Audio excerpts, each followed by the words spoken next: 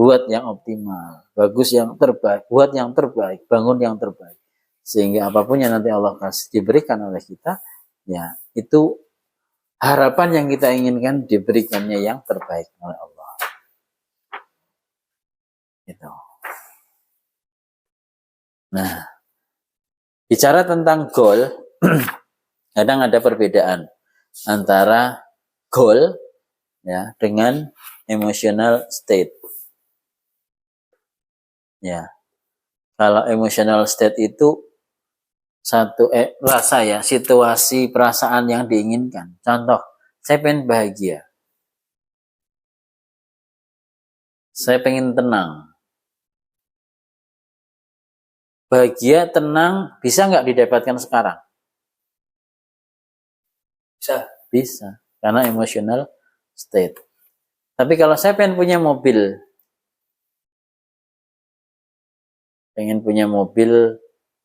apa nih? Civic, sedan Civic seri turbo misalnya. Bisa nggak langsung sekarang? Ada. Bisa kalau punya uang, punya resource, langsung kita beli. Tentunya nggak langsung sekarang kan? Kita pesen, baru barang dikirim, ada proses. Artinya ada space waktu untuk mendapatkan satu goal. Tapi kalau untuk bahagia, bisa nggak sekarang? Bisa. Makanya ada emotional state dan goal. Bedanya adalah kalau emotional state adalah situasi-situasi yang bisa sekarang didapatkan. Sifatnya emosional, ya, tanpa batas, tidak terukur. Nah, contohnya PD. Saya pengen PD. PD itu bukan goal yang harus dicapai nanti. Sekarang aja langsung. Tapi kalau saya pengen bisa menjadi terapis, nah butuh proses kan. Saya pengen memiliki mobil Mazda, BMW, seri apa, warna apa, ya, terus harga berapa, itu goal. Berarti itu harus ada proses saya mendapatkannya, meskipun sekarang punya uang, gitu. Nah, bedakan antara emotional state dan goal, gitu. Untuk apa? Untuk kita bisa melakukan filter. Mana emotional state yang harus bisa kita dapatkan sekarang, mana goal yang harus kita dapatkan dengan proses. Nah, ini syarat-syaratnya untuk mendapatkan goal yang dengan proses. Yang pertama, goal itu apa yang kita inginkan nyatakan dengan istilah positif. Maksudnya apa? Maksudnya apa yang kita inginkan ya kita sebutkan. Saya pengen punya mobil Mazda CX-5 2023 warna merah. Saya beli cash dan saya bisa mencium baunya, bau baru. Istilah positif. Bukti berbasis indrawi. Terlihat, terdengar, tercium, terasakan. Nah, syukur bisa mengecap. Mengecap orang ya, tuku mobil dicap apanya enggak ya, tapi mencium paling enggak. Berarti pada saat saya bisa melihat dalam pikiran saya bisa membayangkan mobil Mazda seperti apa yang saya inginkan. Merah warnanya. Terus seperti apa bentuknya? Bagaimana interiornya? Gitu ya. Terus rasanya kayak apa ketika naik? Oke. Terus bagaimana orang-orang mengatakan ketika saya punya itu? Terus bagaimana saya mengatakan bahwa saya bersyukur atas saya punya Mazda CX-5. Ini berarti visual, auditory, kinestetik. Bagaimana perasaan saya? Bagaimana baunya mobil baru? Tiap pagi kayaknya harus kayak gitu terus ya. Ini saya semangat. Nah, saya nggak mau mengharuskan, karena semua orang punya tujuan masing-masing, punya target masing-masing. Kalau nyenengan mempunyai goal dan itu dilakukan, hasilnya buat nyenengan loh, bukan buat saya. Makanya di sini ilmu mental butuh belief. Kalau yang nggak yakin ya nggak apa-apa, itu pilihan. Tapi kalau yang yakin ya itu keuntungan Anda. Ya. Yang saya diajarkan oleh guru saya pernah bertanya, sebetulnya ilmu NLP itu gimana sih ya? Ilmu apa sih gitu ya? Gitu. Kata guru saya mengatakan ilmu NLP itu ilmu yang memberikan manfaat. Dan ketika itu bermanfaat, gunakan saja. Tidak perlu ditanyakan bagaimana cara kerjanya. Kenapa ya? Kok bisa ya? Kok bisa terjadi ya? Apa yang saya inginkan, yang saya bayangkan kok terwujud ya? Gak usah ditanyakan. Kalau kita punya iman, ya Allah ngasih ke kita. Lebih enak, ringan. Tapi kalau kita terlalu berrasionalisasi, ya, mengandalkan kemampuan kita, ya, ini logika saja. Dan pada kenyataannya tidak semua orang loh bisa langsung mendapatkan. Gitu. Terus yang ketiga, pertimbangan konteksnya. Konteksnya berada pada area kita. Jangan terlalu jauh dulu.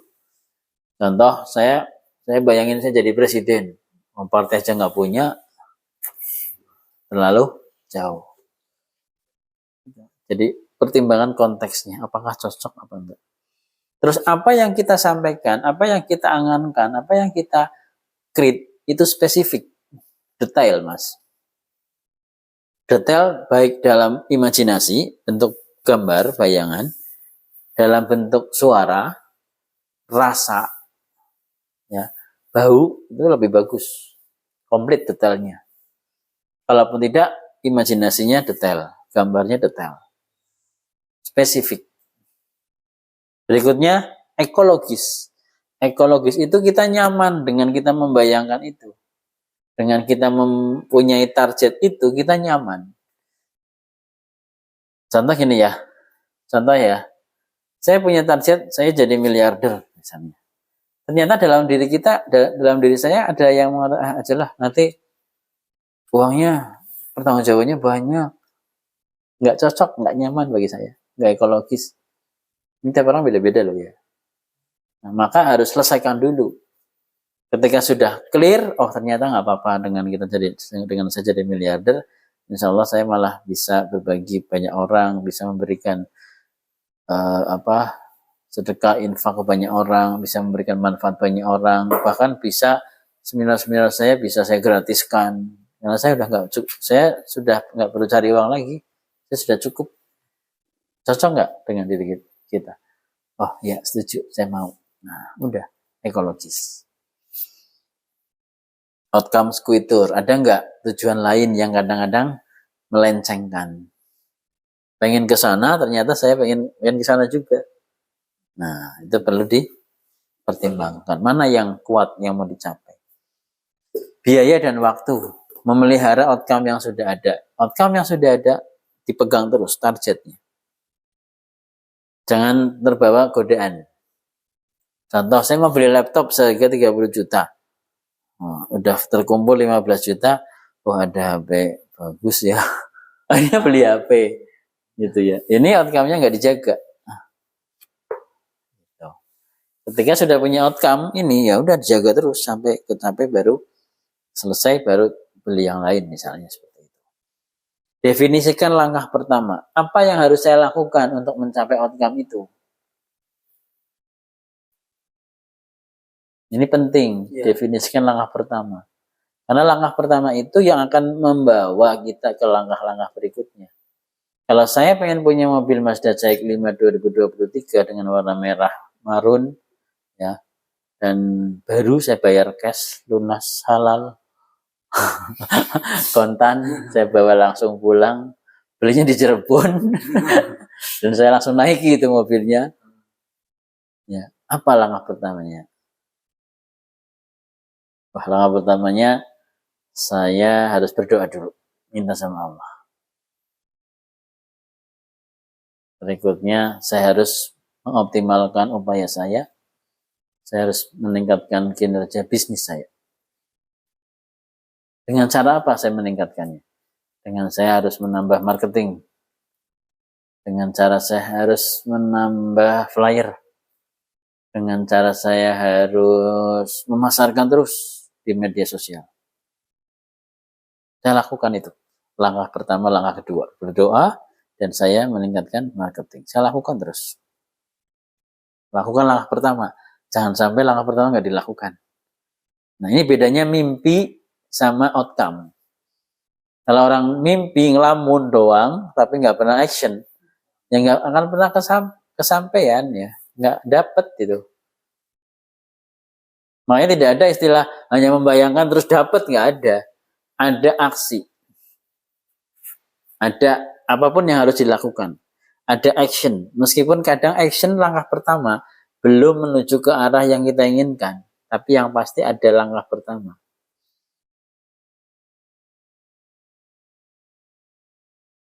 Mempunyai akses sumber daya yang ada. Saya pengen bikin training, saya udah punya ilmu belum buat bikin training? Oh ada. Ada beberapa kompetensi, akupuntur ada, akupressure ada, refleksi ada, pekam ada, hipnoterapi ada, NLP ada, coaching ada. Jadi saya bisa bikin pelatihan nih. Saya punya sumber daya, saya punya akses. Jadi dalam mencapai tujuan itu harus ada kayak kemampuan di usaha tersebut. Betul. Makanya ini kan logis. Gitu. Tidak hanya membayangkan terus nanti dapat gitu. Bukan seperti itu. Harus ada upaya yang dilakukan, harus ada kemampuan yang kita sudah miliki. Sekalipun kemampuan itu baru, katakanlah saya baru punya NLP Talk misalnya, nggak apa-apa, itu kemampuan. Saya dimodali oleh orang tua sekian untuk saya bisa usaha ini, itu kemampuan. Saya belum punya gaji tapi saya sudah diberi kepercayaan oleh orang tua saya, itu kemampuan. Gitu Mas. Dan berada dalam jangkauan kontrol. Artinya apa? Di lingkup kita dulu, jangan terlalu jauh. Mas Royan pengen jadi direktur sebuah perusahaan besar, boleh. Tapi buat outcome yang lebih kecil dulu. Outcome kecilnya apa? Misalnya, bikin satu bisnis dengan sederhana dan itu bisnisnya bisa berjalan dengan cepat. Omsetnya besar. Berapa besarnya? Ditarget dulu. Atau kuliahnya lulus dengan maksimal. Setelah itu targetnya pengen bekerja di sebuah perusahaan besar. Ya, gitu. Itu langkah-langkah juga. Kan jalannya banyak. Mau lewat mana? Lewat jalur wirausahawan, lewat jalur kuliah, lewat jalur karyawan nantinya, atau lewat jalur yang lainnya misalnya langsung bisnis kecil-kecilan. Ini banyak jalan yang harus bisa dilalui. Saya yakin ini semuanya nggak gampang, nggak mudah. Dan orang-orang yang sudah sukses, yang sudah berhasil, yang sudah mencapai targetnya dengan lebih dari yang menjadi tujuan dia juga, dia mengawalinya itu tidak semudah apa yang dia katakan. Pasti prosesnya tahap demi tahap. Meskipun ada yang dengan gampangnya mendapatkannya. Ada ya? Ada. Menurut kita, menurut dia ada tahapan lain, langkah proses lain yang bagi dia juga kendala yang besar. Lanjut ya. Nah, ini cara membuat outcome. Ungkapkan outcome menggunakan kalimat positif. Tadi ya. Hindari kata jangan atau kata tidak. Kalau saya pengen punya mobil Mazda merah tahun 2023, saya nggak usah mengatakan saya nggak pengen punya mobil Mercy. Nggak usah. Cukup saya mengatakan saya berharap punya mobil Mazda CX-5 warna merah marun tahun 2023. Beli cash lunas kontan dan halal. Gitu ya. Itu kata-kata yang positif. Dimulai dan dijaga kelangsungannya oleh yang menginginkan, outcome didefinisikan dan dievaluasi secara bukti indrawi tadi, PAK-nya. Diimajinasikan secara visual, terdengar suaranya diri saya ataupun suara orang-orang atau suara keluarga saya atau suara orang tua, suara pasangan, suara anak, suara siapapun mengatakan, wah ya alhamdulillah ya sudah bisa punya mobil ini ya, saya senang, itu suara terdengar. Gitu. Dibuat untuk melindungi intensi positif dari present state. Maksud positif di present state harus dijaga saat mencapai outcome. Nah ini ada intensi positif. Apa sih niat baik di balik tujuan itu, Mas? Untuk apa saya punya mobil baru Mazda CX-5 warna merah, beli dengan halal kontan ya, cash, untuk apa? Ada intensi positifnya. Apa intensi positifnya? Intensi positifnya misalkan dengan saya punya mobil baru ini, saya bisa memberikan tadi kenyamanan, kebahagiaan keluarga, dan mobil ini bisa bermanfaat untuk bermanfaat positif untuk orang-orang di sekitar saya, terus bisa menjadi model para peserta pelatihan bagaimana sih cara membuat goal yang baik. Ini ada intensi positif di balik itu. Atau intensi positifnya yang lain, saya dengan saya punya ini, saya bisa membahagiakan orang tua saya bisa membuat orang tua saya bangga dengan diri saya, dan saya bisa membahagiakan seluruh keluarga saya. Lebih bahagia ketika saya bisa membelinya ini dengan cash, dengan mobil baru, dan kenyamanannya saya dapatkan untuk mereka. Ada intensi positif, ada niat baik di balik outcome kita. Ekologis dengan kondisi eksternal tadi ya, ada dibahas ya. Oke, ini kita berlatih dulu membuat outcome dulu sebelum nanti kita menanyakan ini dengan ini metamodel, Mas. Pertanyaan ini pertanyaan metamodel. Untuk apa? Untuk meyakinkan apakah outcome kita kuat atau hanya sekedar outcome yang bisa dihancurkan. Gitu. Nah, oke, baik. Untuk kita langsung action ya. Kita membuat satu outcome. Outcome apa yang diinginkan? Yang pasti tadi ya, sudah mengacu pada syarat-syarat outcome yang baik. Kalau belum bisa diimajinasikan secara keseluruhan, boleh ditulis dulu. Jadi ditulis secara detail. Kalau untuk mempermudah, secara visual akan seperti apa outcome saya. Secara kinestetik akan seperti apa. Secara auditori akan seperti apa. Ini untuk mempermudah VAK-nya. Contoh, secara visual, saya punya mobil baru, Mazda CX-5 warna merah, dengan interior warnanya krem, ya. Krem apa hitam ya, saya agak krem apa hitam gitu ya. Terus saya lihat bungkus plastiknya masih baru, bungkus joknya juga masih diplastikin. Terus rodanya saya lihat racingnya, pelek racingnya. Terus saya langsung bayar cash dengan pembayaran langsung ya, dengan visual. Saya membayangkan itu. Oke, visual diceritakan. Setelah itu auditori. Hati saya mengatakan alhamdulillah ya Allah, terima kasih. Saya sudah mendapatkan apa yang saya inginkan ya Allah. Terus saya ngomong ke anak saya, Dek, ini alhamdulillah ya bisa beli auditori. Kan kata-kata telinga kan, pendengaran. Dek, alhamdulillah ya udah bisa beli CX-5 warna merah. Ngomong ke istri, alhamdulillah Mas sudah bisa beli mobil ini. Kita syukuran yuk, alhamdulillah. Saya mendengar suara istri saya mengatakan, alhamdulillah apa yang kita inginkan tercapai ya di tahun 2023 ini, bisa punya mobil yang baru, cash, lunas, dan halal, alhamdulillah ya. Dan anak-anak terdengar bahagia. Itu auditori. Anak-anak mengatakan, ya makasih ya, gitu. Wahnya Wah, luar biasa, alhamdulillah bisa punya seperti ini. Terus teman-teman mengatakan, teman-teman kantor, wah mobilnya keren. Itu auditory, masih diceritakan semuanya. Terus kinestetik, rasa, wah nyaman banget dinaikin ya mobilnya, rasanya enak, nyaman sekali.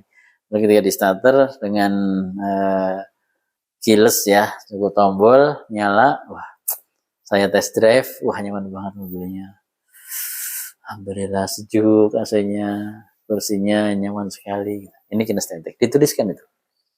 Sambil menuliskan, sambil merasakan. Sehingga tidak hanya menuliskan dengan kognitif saja, nulis, tidak, tapi sambil merasakan.